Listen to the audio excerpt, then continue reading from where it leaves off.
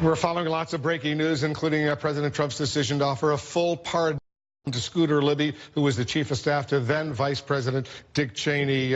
Representative Steve Cohen is joining us. He's a Democrat on the House Judiciary Committee. He represents a district in Tennessee. Congressman, thanks very much for joining us. You're welcome. I want to get your reaction to several events, but first, what's your reaction to the Scooter Libby pardon? Well, I think it does telegraph what he'll probably do with Flynn and Manafort, and he'll be using his pardon power like he did with Arpaio. He doesn't use it in the most discreet way. He does it for political purposes, and he wants to cover his people. You know, he could pardon Liddy and Hunt and Magruder. He wants to go back and get all the people he thinks have been persecuted unfairly and pardon them because it's a precursor to his people being pardoned. So you think he was sending a message, sending a signal? He was sending a message. Yeah, but you don't have any evidence of that. You just look at the timing. A lot of people are making that same conclusion. Yeah, well, when Don Drysdale threw a ball and it just missed your head, it's a signal. All right, let's talk a little bit about the decision, the James Comey book. The president fired him. As you know, you actually criticized his firing by President Trump, but before the election, you were no great big fan of James Comey either.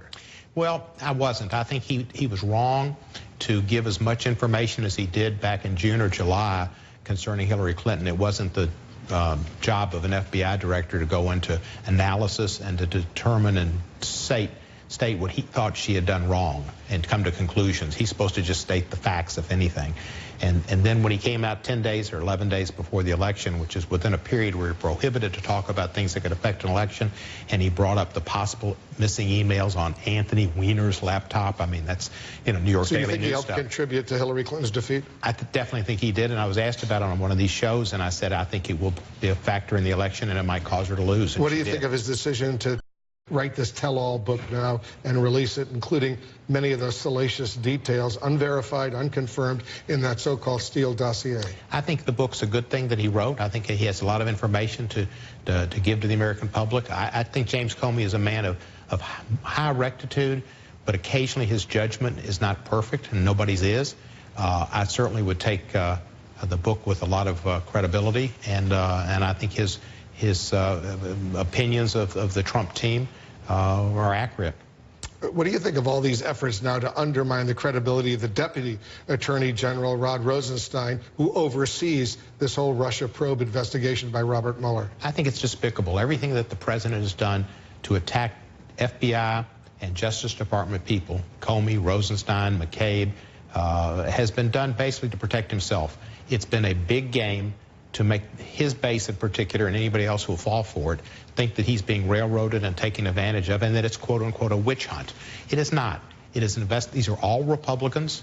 They are all people who he hired or had some input in hiring. They're all respected, professional, lifetime judiciary people who've got great reputations, who he has tried to ruin. You just heard Representative Chris Collins, Republican from New York, the first supporter of Donald Trump for the presidency, say he doesn't think that Rod Rosenstein or Robert Mueller should be fired.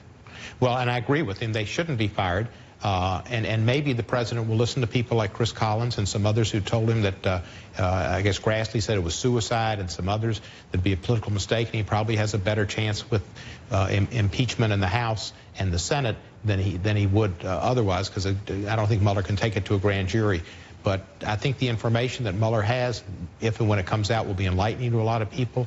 And I think there are a lot of people that support Trump now that when they see the activities, and I think there are activities with Russia involved in the election, and there are other activities up in New York in buying people and being involved in some of the crooked policy. The man's had a record of shady deals and taking advantage of people and skirting the law. And when it comes out what he has and what he has done, I think people will see him at a different perspective. See what the conclusions of these investigations come up with. Thanks so much, Congressman Cohen, for coming in. You're welcome, Wolf. There's more on